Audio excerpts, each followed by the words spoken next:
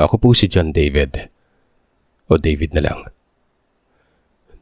Nangyari ito kung hindi ako nagkakamali. 1993. Sa lugar namin ito sa may Malinaw, Aklan. Bukid ito ng Kalibo. Meron akong kakambal. Magkang mukhang makamukha talaga kami. Pangalanan natin itong John Timothy or Moteo na lang. Yung kaibahan ay may kuntil ako sa may kilay ko. Yung kuntil po ay katulad noong kay Long Mejia. Di ba may kuntil sa tenga ngayon? Ganun ang sa akin pero nasa kilay. Magkakaparehas din kami ng ugali. Ang sabi ng iba kapag kambal daw ay magkakaibang ugali. Kami ng kapatid ko parehas eh. Matampuhin, iyakin pero ubod na mga pilyo. Hanggang sa lumaki at nag-edad 17 na. Ito na nga yung sinasabi kong taon. 1993. Kung saan siya naroroon ay naroroon din ako. Sabay kaming graduate ng high school at sabay nagtrabaho. Hindi muna namin piniling magkolehiyo.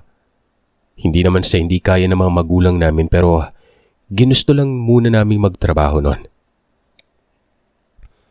Baliwala na kaming ibang kapatid kung hindi kami lang talagang dalawa. Nasira daw ang matres ng nanay nung isinilang na kami at tinubuan ng maraming mayoma. Kaya nga pinatanggal na lamang ang obarya. Sa makatuwid ay hindi na magkakaroon ng anak pa maliban na lang sa amin. Pero ayos lang naman yun, gawa ng dalawa kaagad kami. Magsasaka ang mga magulang namin tapos may mga hayupan din. Yun naman yung karaniwang ikinabubuhay ng mga residente sa lugar. Tumulong kami at yun, nagtatrabaho na sa may Kalibo. Isang beses sa isang linggo kami umuwi. Nagtatrabaho kaming dalawa sa isang pasilidad bilang mga janitor. May nagigiliwang babae itong kapatid ko. Sinasabihan ko pa gawa ng parang malanding babae. Siguro sa tingin ko lang yun dahil nga may alindog itong hindi talaga maiiwasang mapapatingin ka. Kung manamit, napakaiksi pa. Sabi naman ni Moteo, mabait naman daw. Ano ka ba naman, David? Masyado ka namang protective. Hindi ko pa nga nakikilala yan eh. Sinabi ko lang sa'yo na crush ko. Hindi ko sinabi na kami na. Sa pagkakataong yun ay nasa bahay kami ng tiya namin. Doon ito sa may Kalibo. Gabi na noon. At itong si Moteo, nakaabang lagi sa may labas ng bakuran kapag umuwi na kami galing trabaho. Matapos lang magbihis ay naroroon na ito't nakatunganga. At inaantay na dumaan itong babaeng ito. Hinayaan ko lang muna. Hindi pa naging sila at hindi pa nililigawan ng kapatid ko pero saan ba patungo yun? Kilala ko ang sarili ko kaya kilala ko din ang kapatid ko. Magkakaparehas lang kami ng layaw. Pero iba lang yung taste sa babae. Isang umaga, nakita ko si Moteo na lumabas na bahay. Sabado. Wala kasi kaming pasok kapag Sabado. Papauwi na kami sa amin. Sinundan ko. Aba, bumuntot sa babae. Pero sa mga sandaling ito ay nagbago ang pananaw ko sa babae yung gawa ng nakadesente ng suot at parang sobrang galante. Napapangisi ako nun. Tinatanaw ko yung kapatid ko. Hanggang sa nagkausap na sila. Maya-maya bumalik na eh. Nakangisi at ang bungad nito sa akin. Alam niya na yung pangalan. Bigyan na lamang po natin ng katanyagaan ng babaeng ito na Ana Marie. Oh, tapos, pangalan lang yung nakuha mo? Ay, huwag ka magmadali. Kitang hirap na hirap ako sa kakatik-tik dyan eh. Siyempre, pangalan muna. Natanong ko din kung saan patungo eh. May bibisitahin daw na kaanak. Sige, tara na. Magilamos ka na't aalis na tayo. Pagbangon, diretso ka agad sa babae, hindi ka nga nakapanipilyo eh. Parang iniputan yung mata mo dahil ang daming muta oh. Hindi ka na nahiyang supot ka. Anong supot? Sabay nga tayo nagpatuli eh. Sige na, maghanda na ako. Si Tia nakapagpaalam ka na ba? Hindi eh. Alam mo namang madaling araw na wala yan dito eh. Iniwan nga yung susi na isa sa atin eh. Ito kasing tiya namin ay dalaga pa pero ang edad ay nasa 30. Kapatid ni nanay. Minsan may dinadalang lalaki. Nagwawalang kibulang kami ng kapatid ko. Labas naman kami dun eh. Ang importante may masisilungan kami nun. Kapistahan sa amin ng mga panahon na ito kaya nga inagahan namin ang pag-uwi. Angat na ang araw na makarating kami sa Malinaw. Maraming tao. Naroroon ang mga pinsan namin, mga kumpare ng tatay. May mga bisita pa na hindi namin kilala ng kambal ko.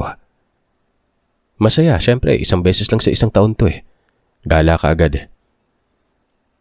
Maganda naman ang lugar kahit pa nasa bukid. Maya-maya nawala bigla itong si Mateo. Nasa aliwan kami sa may merkado banda. Nasa tabi ko lang habang nanonood ng itsa-itsa. Yung barya na hinahagi sa lamesa nun. Tapos kapag pumasok sa may parisukat na guhit may premyo. Pero ayun nga, biglang nawala. Hinanap ko gawa ng hindi man lamang nagpaalam. Hanggang sa nakita ko itong kausap si Ana Marie. Napatulala ako nun. Naroroon ang babae sa amin.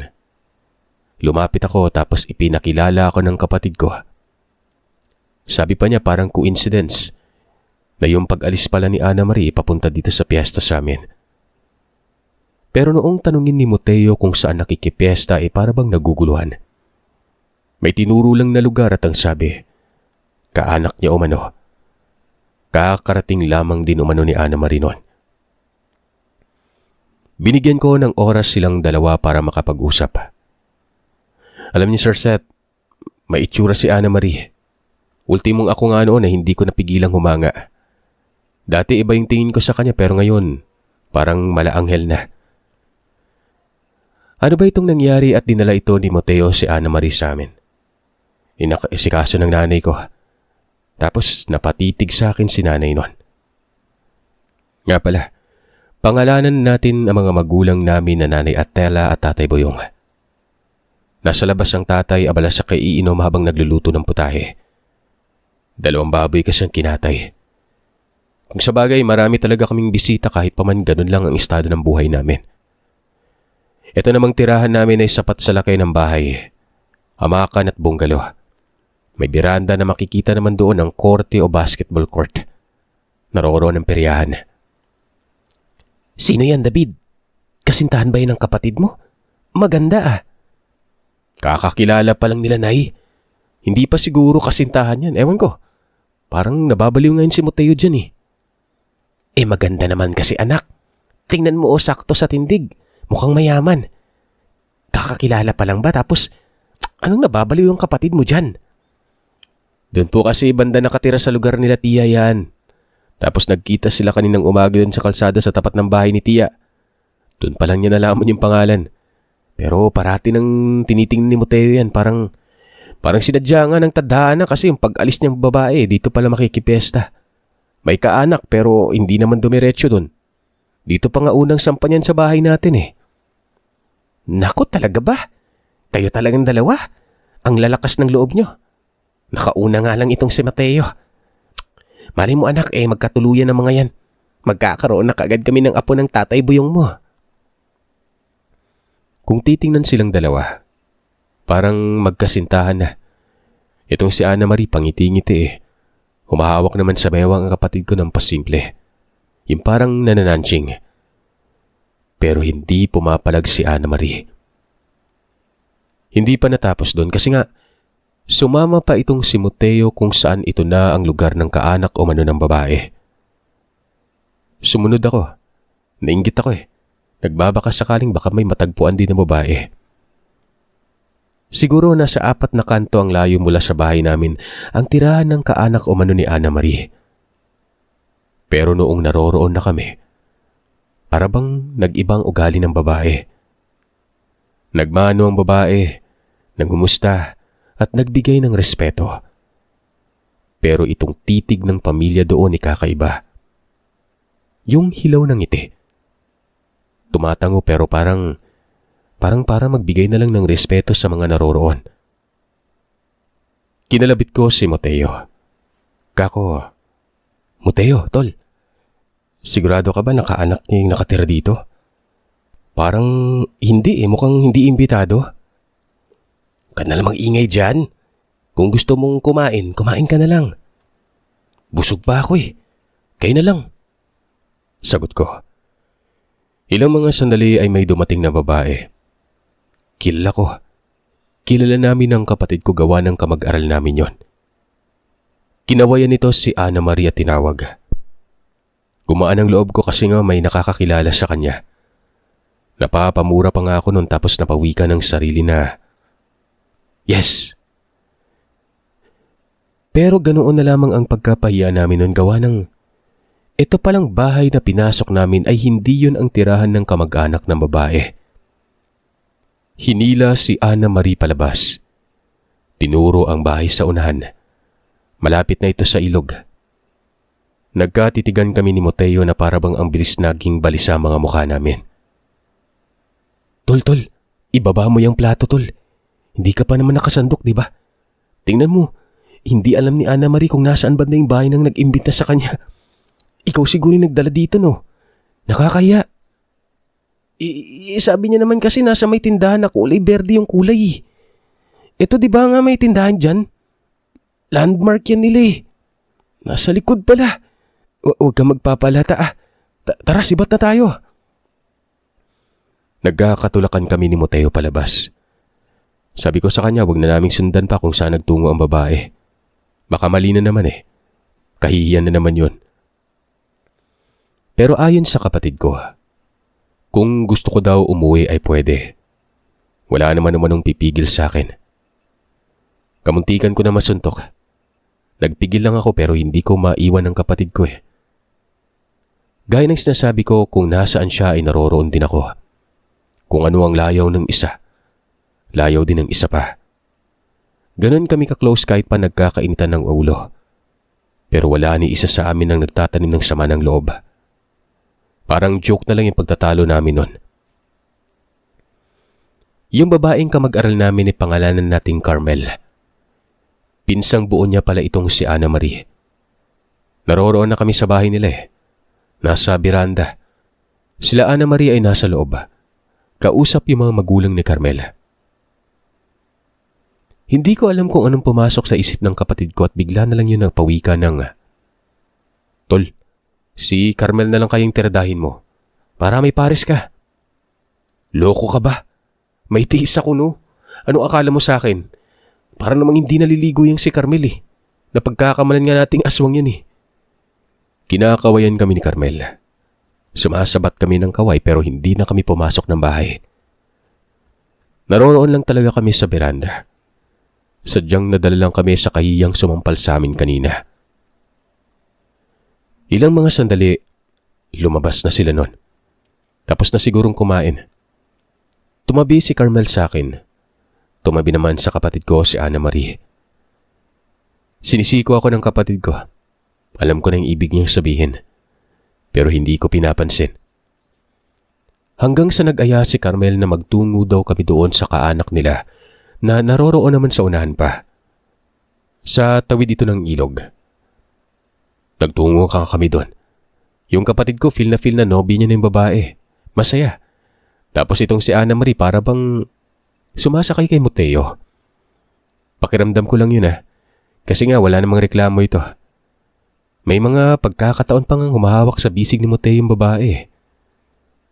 Si Carmel ngiti ng ngiti sa akin. Nginingitian ko naman yun. Parang gusto din niya ng kamaris Humahawak pa sa damit ko. Hindi ko naman sinisita. Sinasakyan ko lang ang kanta ng diwan pero ang sarap suntok. Nako, basta. Hindi naman sa pagmamalabis, Sir Seth. Pero ayaw ko lang po talaga kay Carmel.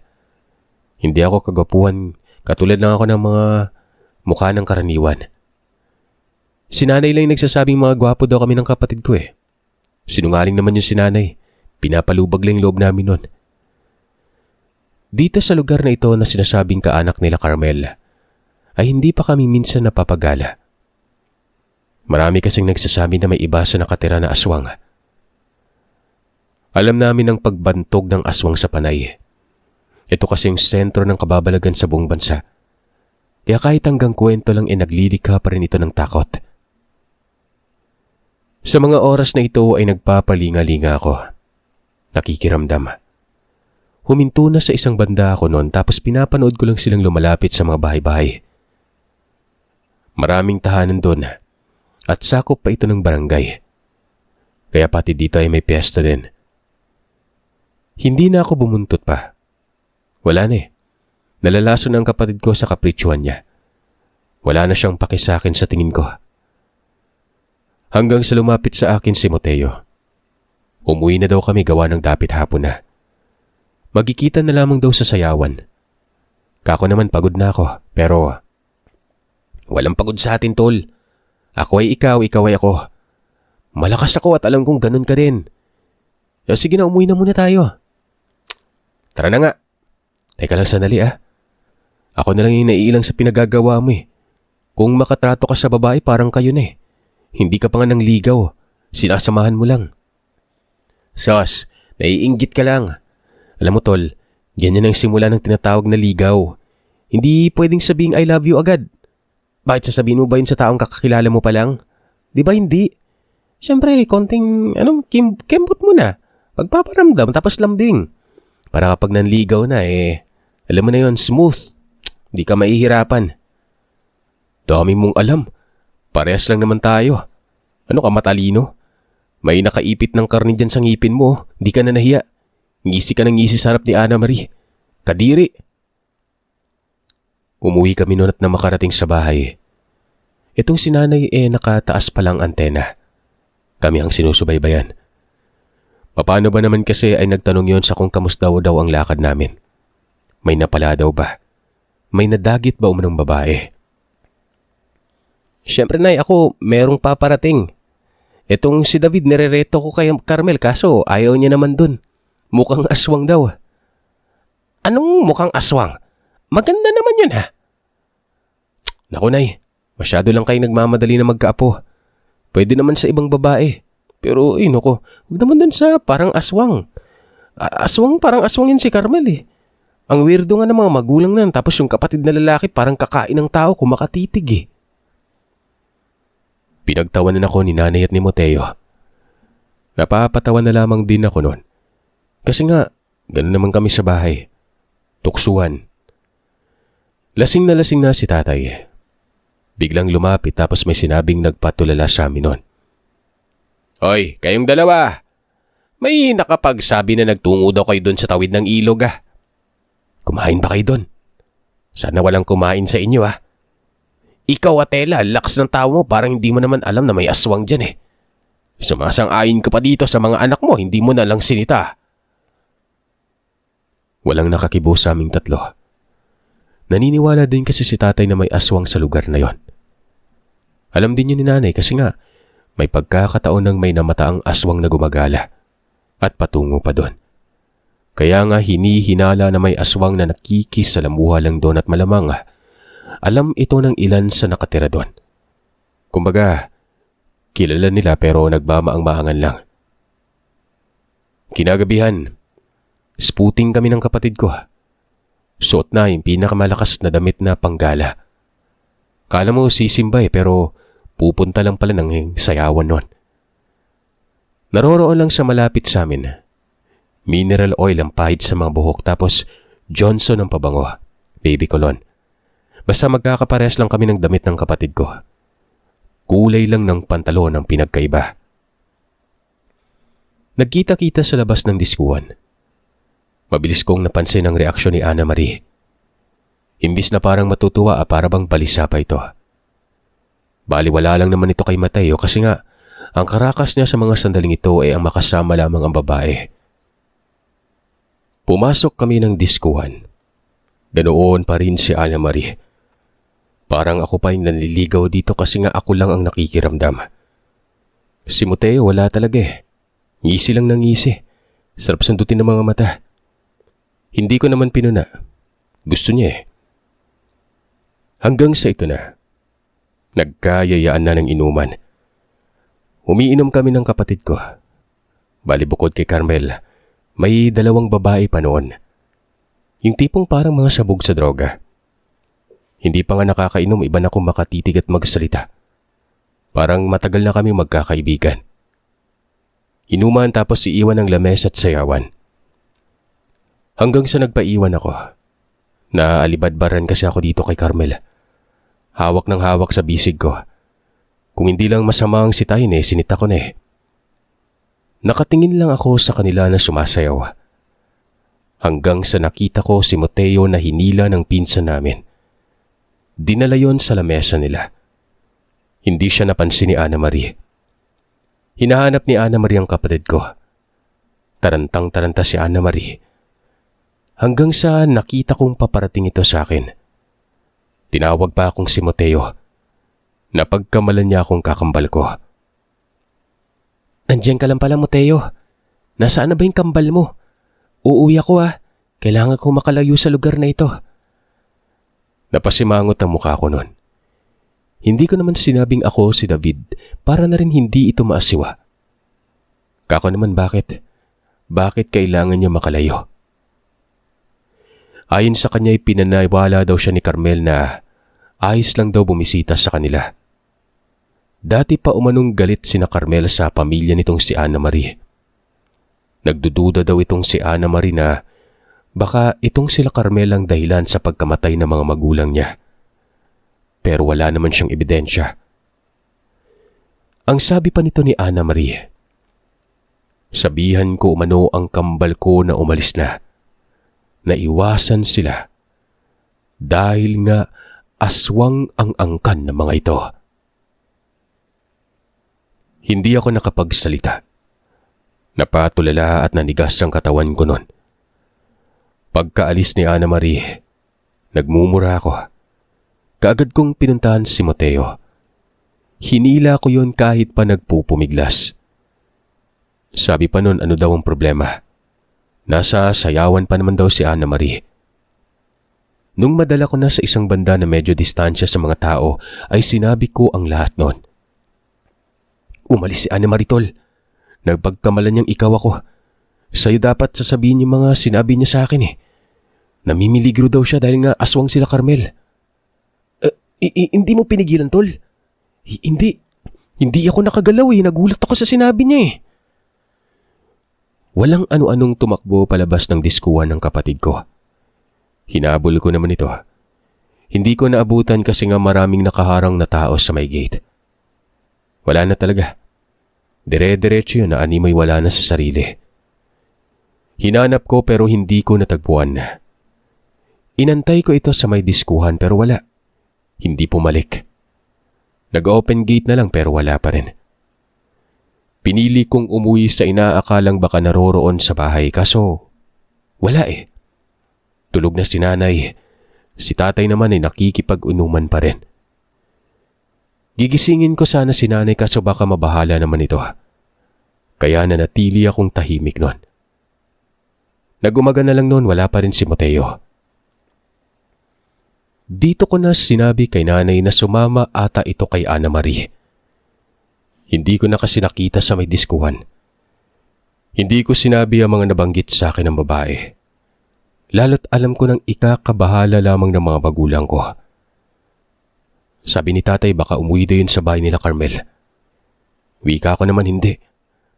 Alam ko yung gawa ng hindi naman patungo dun yung kapatid ko Basta nagpaalam si Ana Marie na uuwi at sumunod yon. Pero walang tiwala si tatay sa akin. Pinuntahan niya ang bahay nila Carmel. Nagmumura pa ito. Ako naman nakabuntot. Nakatatakot ako na baka magkagulo. Iba pa naman itong si tatay. Pero noong bumungad na, ay doon pa lamang gumaan ang pakiramdam ko kasi nga, malumanay na bumati si tatay at nagtanong sa kung naririyan ba si Mateo. Ayon daw sa akin kasi sumama kay Ana Marie noon. Ang naroroon lang ay ang mga magulang ni Carmel. Si Carmel hindi ko nakita. Sabi ng nanay nito ay wala daw si Mateo doon. Wala din si Ana Marie. Katunayan ay hinahanap din daw nila ito. Kasama sa paghahanap sila Carmel. Wala nang ibang pumapasok sa isipan ko na nagtungo siguro ng Kalibo ang kapatid ko. Malakas ang korsonada nun Alam ko yun kasi nga ganun din ako. Tay, may kutob ako. Baka pumuntang Kalibo yun. Ako na po yung bahala. Bababa ako ng bayan ngayon din. Ano ba kasing nangyari anak? Parang nagkakagulo. Sabi ko naman sa inyo iwasan yung lugar na ito Malay mo yung babae pa ng kapatid mo yung aswang Hinaan mo naman yung boses mo, tay. Wala tayong ebidensya. Baka marinig pa tayo ng mga nakatira dyan eh. Basta, malakas ang hinala ko na nandun si Mateo. Sige na, umalis ka na. Siguraduhin mo lang na naroroon na. Huwag na nga kayo magtrabaho eh, dito na lang kayo sa bahay. Sino ba kasing nag-utos sa inyo ng magtrabaho eh, kaya ko naman. May ipon na nga kami ng nanay niyo para sa kolehiyo niyo eh. O siya, sige na, sumibat ka na. Umuwi muna ako sa bahay nun. Kinuha ko ang gamit namin ni Mateo. Maging ang mga damit ay kinuha ko na rin at yung bag ng kapatid ko. Parang wala ako sa wisyo nun. Puyat tapos pawis na pawis. Idagdag pa dyan ang pagkabog ng dibdib ko. Ipinagdadasal ko na lamang na naroroon si Mateo sa may bayan. Dahil kinukutuban din ako na may nangyaring hindi maganda. Lalo't naaalala ko ang mga sinabi sa akin ni Ana Marie. Na sa pagkakaintindi ko, may mangyaring hindi maganda. Hindi ko lubos mapagtanto eh. Napakakomplikado talaga. Nag-aagaw sa isip ko ang totoo at hindi. Nang dumating na ako sa bahay ng tiya, wala ang tiya doon. Dala ko naman ang susi. Nilapag ko lang sa silid namin ng kapatid ko ang mga damit at gumala na ako sa lugar. Napakainit pa nga eh. Ang anghang na mga mata ko. Masakit yung ulo ko. Gin bilog ba naman yung ininom tapos sinundan kagad ng beer na beer. Nagtanong ako sa kung saan nakatira si Ana Marie. Marami akong napagtanungan pero walang nakakakilala. Kadalasan kasi sa mga nakatira doon mga dayo lang din eh. Hanggang sa nakarating ako sa may isang banda na medyo liblib. Makahoy ang lugar pero may mga bahay naman. Sa isang tindahan ay doon ako nagtanong sa kung kilala ba ang pangalang Ana Marie. Matandang babae itong kausap ko. Hindi ito kaagad nagsalita. Tinitigan pa akong maigi na para bang manggagancho ako nun. Sigurado ka bang hinahanap mo yung babaeng yon? Hindi ka ba natatakot sa kanya? Sabi ng matanda. Kako naman eh, anong dapat katakutan eh, mabait naman yon.